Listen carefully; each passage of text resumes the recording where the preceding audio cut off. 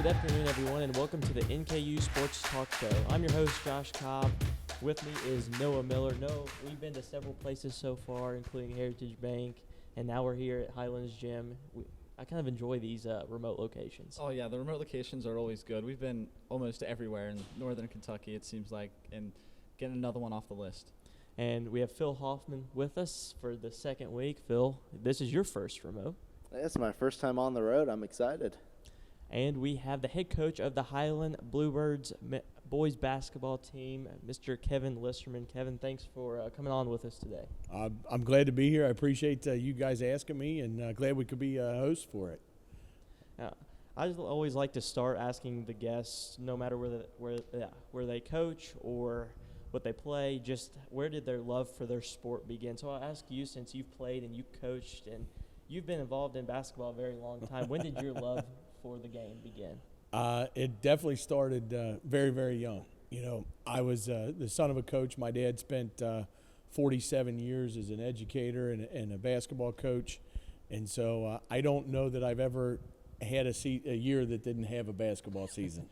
So it started very young. I remember we used to play with the old suction cup hoop on the refrigerator in the kitchen, and my older brother and I, we would play down there. And then as we got a little bigger, we were playing, in the bedrooms in the basement. We used to take masking tape and put it on the floor and outline the lane and shoot into trash cans in the basement.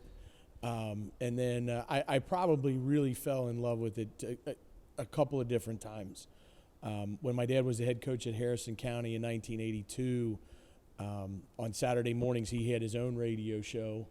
And I loved getting up with him on Saturdays after the games, and we would go out to breakfast and get to sit there and watch the interaction on the radio show. And I thought that was one of the coolest things to be there. The other time was when I was in middle school. I went to him. I'd always been a water boy. I'd get the balls before warm-ups and make sure the players had water and that stuff during the games. And I went to my dad. I said, I'm tired of doing that. I want to do the stats. I really want to pay attention to what's going on in the game and understand why coaches make the decisions they do. And that's when I became much more analytical and purposeful in what I was trying to do as both a player and as a student of the game. And then, I've been very blessed to be at fantastic schools and have great players throughout my career. And, even on teams where we didn't win as many games, I've been blessed to have great people around me, and it's really been an incredible journey. And so talk about how you played NKU. So the process of going to college and playing college basketball is a lot different now than it was then. So talk about that a little bit. Well, I was a very different situation than most people, even at that time, because Northern was Division II, and Coach Shields, he had scholarships to offer, and there was a limited number of scholarships. And in my recruiting, he came to me and said, look, you're going to not be on scholarship initially. We'll have some money, but didn't know exactly what that meant. Fortunately, I had a couple of academic scholarships, and it made Northern be able to put a package together that was really, really attractive. And at that time, they were really making a push to be an elite level Division II team. And obviously my brother was a year ahead of me, and all those factors really played a part in my decision to go to NKU.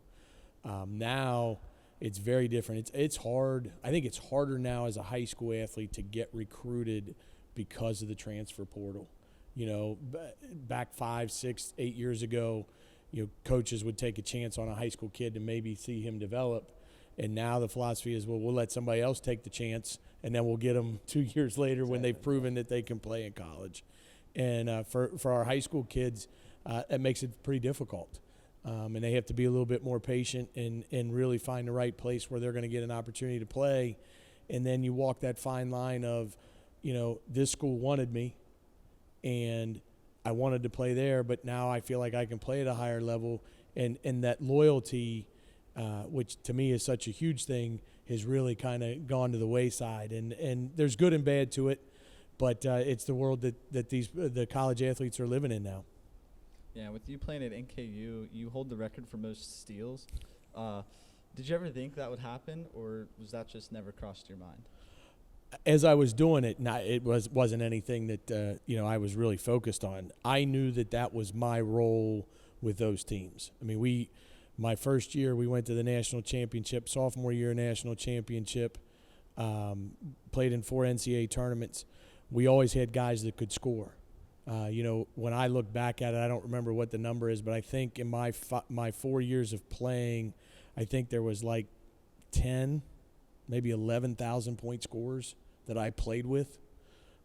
So I knew my job was to do 2 things: get the ball from the other team and get it to those guys. And so that's really where I just kind of carved out my niche. Coach Shields had some faith in me and saw some things that he saw that I could help the team and really make the pieces fit together. And we were, like I said, I played with some talented guys, and the pieces fit really well. The chemistry was unbelievable with those teams, and we were able to accomplish some great things. But putting up numbers like that was never a goal. But I will say this: I'm awfully proud of those things because of what we did as a team. When Sam Vincent committed to Northern, I made sure that he knew what that number was, and I told him to go get it. And there's probably a pretty good chance that if he sticks around 4 years, he's going to get that number for sure, and probably set a couple other ones along the way. Yeah, this season's looking really good for him for that number. Yeah. I mean, I did think that was interesting how you led it all the time, and how Sam goes there, and just suddenly how good he is at steals. I mean, that's not an easy stat for a lot of kids to do, and usually they focus on scoring or even rebounding, but not steals, and here he is accomplishing that. Yeah, Sam is a special type of player. Obviously here we asked him to do a lot more scoring, but during his recruitment, a lot of college coaches asked me, well, can he guard? And my answer was always yes. I said, who do you want him to guard? And, we were successful, and we put him in places where his natural ability and instincts would flourish, and he led us in steals when he was here. It just didn't get the notoriety because he was doing the other things on the floor with the assists and the points that it kind of got overlooked. But that's kind of who Sam is. He's an ultimate competitor and just goes out and wants to win every day, and doesn't matter how it happens. Yeah, and in high school he averaged 23 points, and obviously going into college his scoring's a little bit down, but his defensive stats are through the roof. He has national attention for steals. He was at the top 10 at one point. I don't know if he's still in the top 10, but did you always like his defensive game, and what exactly did you like about it? Well, the answer is yes. There's a whole lot of Sam that there is to like. But, more than anything was his natural instincts, his feel for where to be and when to be there, and then his ability to go get the ball. I watched him in about 5th or 6th grade, and I saw him make a couple plays, and they won a tournament game somewhere, and I pulled him aside. I said, that's the difference, between really good players and great players, is that they can affect the game in multiple ways, and that's what he does. And he did it here for us, and it's neat to see him do it at NKU and to do it locally where, so many people who've watched him for so long get to see him excel at the collegiate level. Coach, you mentioned that you obviously have a great relationship with NKU with having Sam go there, and then you mentioned your brother maybe helping you lead your choice to go there. What was it like playing with your brother at all levels of the game, really? It was awesome. In a word, it really was. Growing up, the two of us shared a bedroom. So, we were side by side, and I think I probably was a little bit more annoying to him than he was to me. But to enjoy those years with him, we were roommates in college for several semesters, and to get to share those experiences and really the guys that we got to be around. At that time, we had, I think, almost our entire roster was from Lexington to maybe Columbus, Ohio, minus 1 or 2 guys. So not only were we close, but like our parents were close because they were at the games and traveled with us. And it really, I'll give Coach Shields tremendous credit for this. It felt like a family. So playing with Andy during those years was awesome. He was probably my biggest cheerleader, and I was for him. And he was also the guy that pushed me the hardest. I remember working out between my freshman or high school senior year and freshman year at Northern, and I was making some passes to him as we were doing a shooting drill, and he started firing back at me. And I kind of looked at him like, "What are you doing?" And he looked at me. He says, "You can't make that pass in college. Like, that doesn't work here."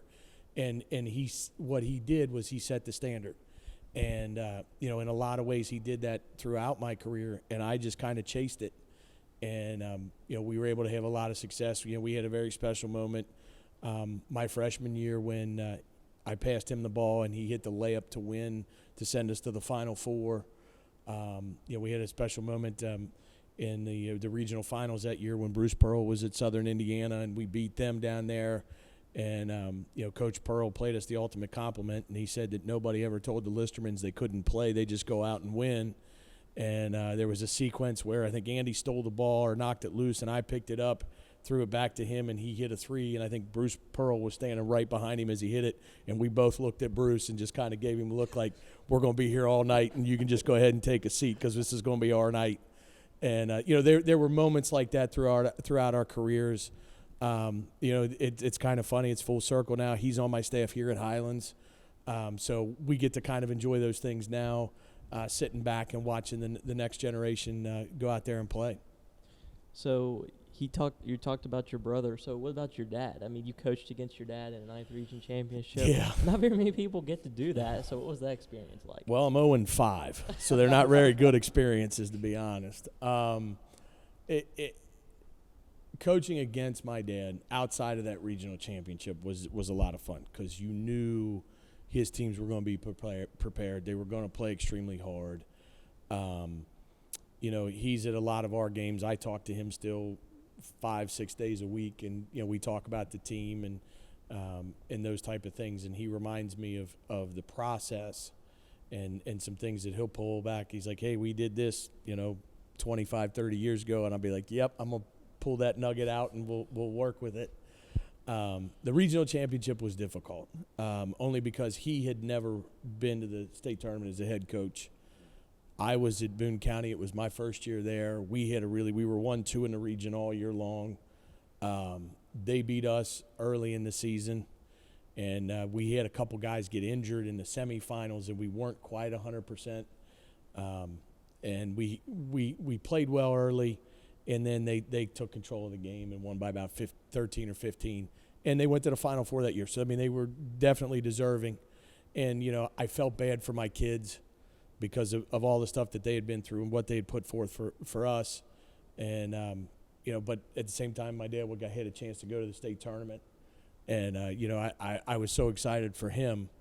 And then they went down in there and had a tremendous amount of success.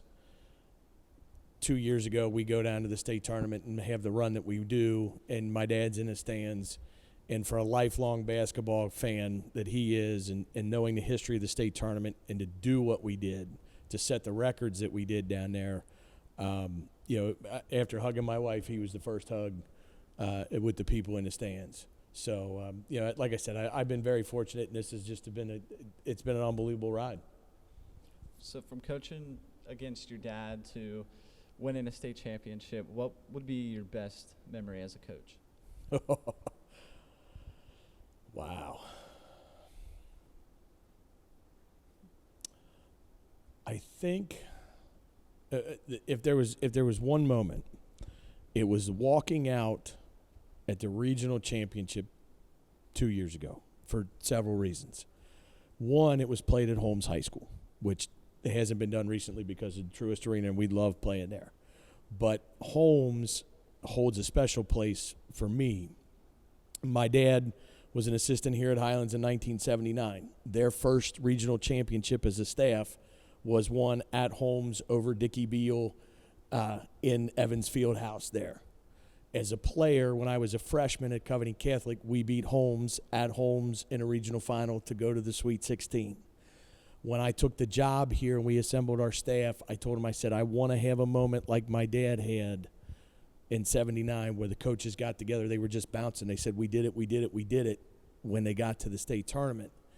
Lo and behold, we're coming out of halftime. We're down 5, and I looked at the scoreboard and I said, we're going to have to score 50 points in the second half to win this thing. We scored 52.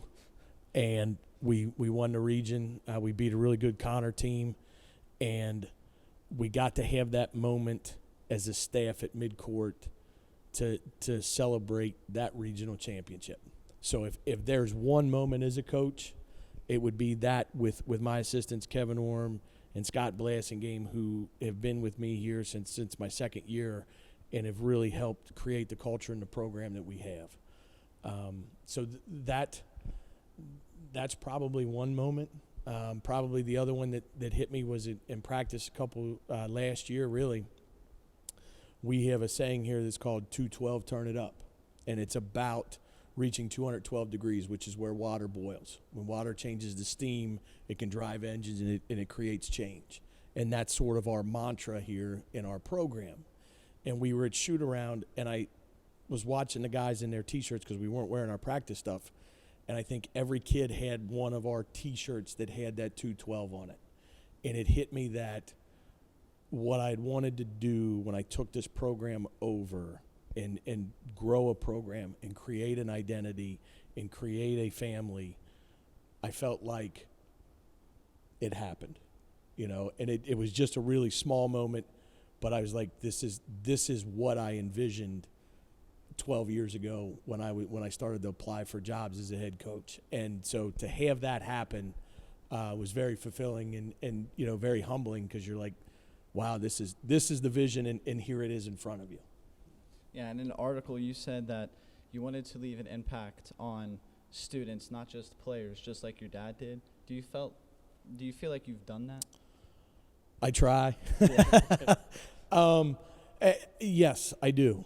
Highlands is a very special place. It's a unique community, unbelievable support from the students and the community and our faculty. When you go outside and you're walking, I walk with my wife, and I got little kids telling me 212. We got people in the hallways that are talking about basketball games. Were you there last night? Coach, we love your energy. After games, we meet our student body down here at the free throw line, and we do our little 212 chant.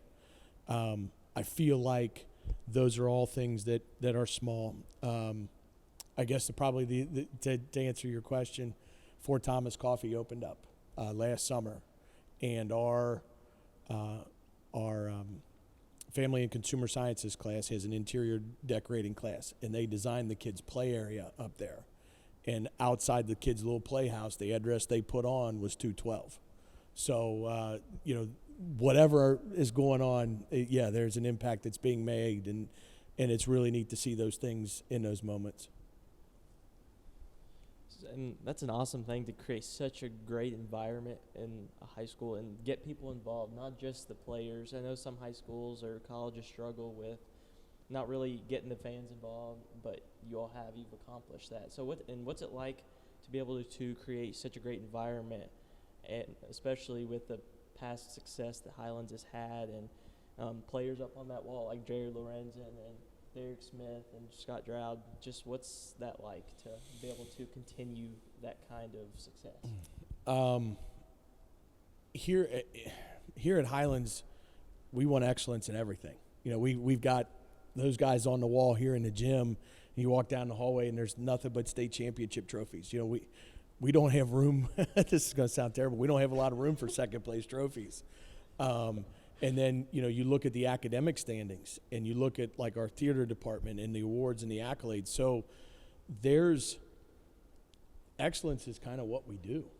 So you have to raise to meet that standard. And what's great about being here is the kids' work and the family support and the people want. And so you have all the ingredients for being excellent.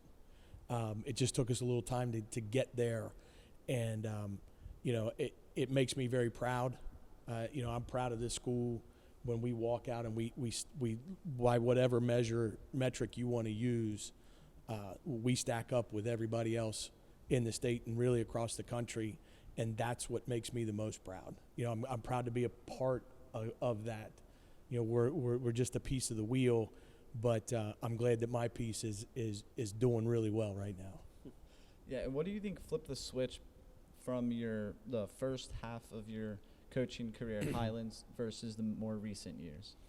I just think it was culture, creating that identity of this is how we're going to go about doing things. I think the second part is, we love multi-sport athletes. We tell our guys, we want you to play football, we want you to play baseball. We got to work at basketball, and we're going to provide those opportunities so that you don't have to make a choice between one or the other. We know that the teams that we have to beat are in the gym working. We're going to give you the opportunity to do that so that you can work in the gym and become a better basketball player. And at the same time, you're going to be able to get your work done for football and baseball. And I think that's really one of the unique things, again, about Highlands is that we encourage that for those kids. We're not a place that says, hey, you've got to focus on this or that or the other thing. We want you to be excellent in everything that you do. So I think what we told our kids, we said, if you want to get in the gym, we're going to open it up. And my staff and I have done a great job of doing that. We've got guys that shoot in the morning. We got guys that shoot late at night. We've got guys that shoot on Sundays and Saturdays. And we make sure that those opportunities are there, because if the kids want to get better, they're going to raise the level. And then as coaches, we don't have to do nearly as much. That certainly came true with that state tournament run, and just seeing how, Covington Catholic and St. Henry, it seemed like were the teams to beat that year. St. Henry upsets Cov Cath, you all upset St. Henry, and go on that spectacular run, and just the high level of play. And we talked about Sam, but one of the other players on that team, Luke Mueller, who's on the NKU men's golf team, it has to be exciting for you to be able to see a player go and play another sport and to have success in both basketball and golf. Well, I'll be honest. I get excited when my guys are successful anywhere. When they walk out the door from Highlands and they enjoy success in what they love to do, I couldn't get more excited. So it really doesn't make any difference where they are. To see Luke do it and excel at NKU as a golfer is awesome. We've got a couple other guys that are playing college basketball at a couple other schools, and I follow them and text with them. On the other part on that team, Leighton Reed and Zach Barth and Oliver Harris, to see those guys last year graduate and move on and be successful to what they're doing in their lives, that's what carries the most meaning for me. And when I get to see former players and they come and hug, like we had a couple guys here on Saturday night from my first team here at Highlands, and they're right behind the bench and big smiles and big hugs on their return. That's what excites me. And to see them do it and achieve their dreams and goals is what makes being a teacher and a coach really special. And you want to talk about just the competition that you've had to endure in Northern Kentucky, because of course in Kentucky, Louisville and Lexington get a lot of praise, and then being near Cincinnati, the talent that's in Cincinnati, they get a lot of praise. But Northern Kentucky has a lot of great teams, a lot of great athletes. So what's it been like to have to go against that kind of competition every year? Well, here's what you know. If you get out of the 9th region, you're capable of winning the state championship. That much we've shown that as a region the last several years. There's a reason why the 9th region has been consistently in the Final Four and in the championship. There's great coaching. There's really high-level skill with the kids. There's so much familiarity. I think those three really create the competition, because everybody knows what's going on, and there aren't really any secrets when you get to the regional tournament. But it's kind of that old saying that iron sharpens iron. You know that you're going to have to bring it night in and night out, and it makes it fun because if it were easy, if it were it wouldn't mean nearly as much. And knowing that you've got, and this year's a particular year where there's 5 or 6 teams in the region that are fully capable, and we feel like we're one of those teams. But the games that we've played have been highly competitive, and when you get to the tournament, you feel like, all right, we're ready to go ahead and take care of business and take that next step. And with growing up in Northern Kentucky here and just being near Cincinnati and in Northern Kentucky, how has the love for high school sports affected your coaching? That's That's a great question. I don't think there's a better job than teaching and coaching. I just don't. To affect the lives of young people and to do it in this area where there's so many good high schools and so many good athletes, you know that if you want to be the best, you're going to get plenty of competition. And it's easy to stay motivated that way. It's easy to look out and say, this is what everybody else is doing. But at the same time, and we talk a lot about this to our kids, staying true to yourself, right? That you can't be comparing yourself to everybody else. You have to be the best version of yourself in setting those standards and setting those goals and those type of things. So, and to be in the area where I've grown up, to be able to do everything that I've accomplished as a teacher and a coach in a 30-mile radius is pretty amazing. But it's a neat place to do it, and I think Northern Kentucky is very special in that way. And so I've heard an old story where Dean Smith, if there was a great player, Dean Smith would always write on the board in front of his team a star, and that was a player to watch out for. So what's a player that you have told your team in the past, or just a player that has really stood out to you that you have had to tell your team, okay, we got to watch this guy? Wow.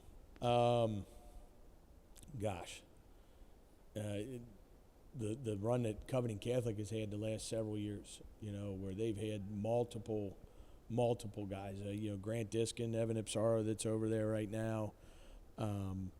You go back to our state championship year, Wyatt Veith at St. Henry, the two guys that are at Connor this year, Hamilton and Lohr, they can flat out play.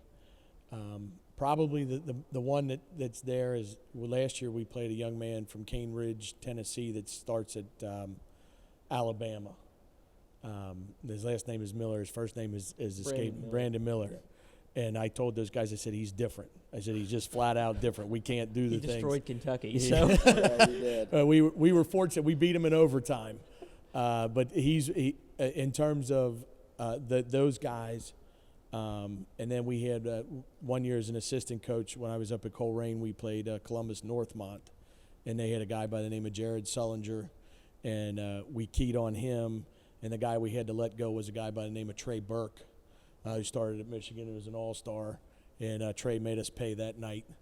But those guys are a little different than most high school players.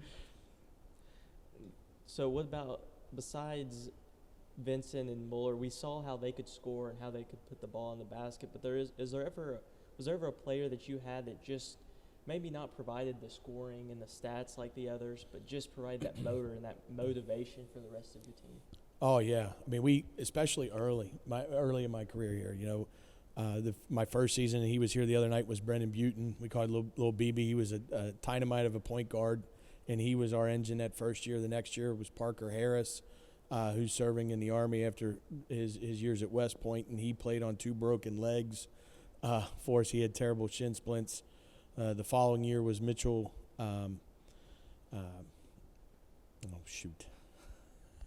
Mitchell Kane. I was thinking of his mother's maiden name, but Mitchell Kane was a guy that just brought it every single day, and he battled through some injuries there. And every year we've had a guy like that. But those guys in particular, as we were trying to establish our program. And then we had a couple other ones, Nate Roberts and Brad Green and Ben Sisson. Those guys with our first 20-win season were guys that just never quit. Like, their motors were always at 100. And so, like, those were the guys that when you ask about turning the program around, those were the guys that sort of set the bar, even though they didn't necessarily have all the skill, but they set the bar about how to go about things. And now we've not only know how to go about them, but we're doing it with a lot of skill, and we're having that success. Yeah, I think it's a really good thing to have those players that really don't contribute much in scoring, but when you have them on the floor, you're going to go on like a 20-0 run. Yeah, you need those guys that are a little gritty somewhere, and they just make plays. And that's a key ingredient to any successful team or organization. You just have people who are willing to step up and get things done, and they don't worry about the accolades. And we've been fortunate here that we've had those guys year in and year out. Do you see a lot of those guys kind of help groom the younger guys on the team to kind of grow into their shoes? Oh, absolutely. You know, that standard when a guy like Mitchell Kane is out there winning every sprint, right? And we're a team that's 8-12, and he just can't turn it off. You know, the younger guys are going, well, if he's doing that, I got to do that, right? And then they saw it. And then, you know, we sort of had this, I mentioned Ben Sisson and his work ethic, and he was the guy. And then it was Sam. Those guys have sort of passed the torch from one to the other, and we've got some young guys that'll be the next guy. And, you know, it's fun to see that happen from one group to the next. And we're hitting about the 30-minute mark. We don't want to go too much over, so we're going to wrap this up real quick. Kevin, we just thank you again for being on with us. I mean, some of the stories you told were incredible, and we wish you luck the rest of the season. And again, thank you for coming on with us. Well, thank you guys for having me. Some of those I hadn't thought about in a really long time, so it's neat to walk down that path. And like I said, I've been very, very blessed and fortunate to do what I get to do on a daily basis. And it's great to do it here in Northern Kentucky, and appreciate you guys coming out and letting me be on. Well, thank you for letting us come out. All right. And thank you, everyone, for watching. We want to thank our crew behind the scenes. You can't see them on camera, but Seth Jackson, Brady Kramer, Gracie Holland, and Sophia Cates, they all help us in many ways. And from Phil Hoffman, Noah Miller, and myself, Josh Kalb, have a good day, everyone.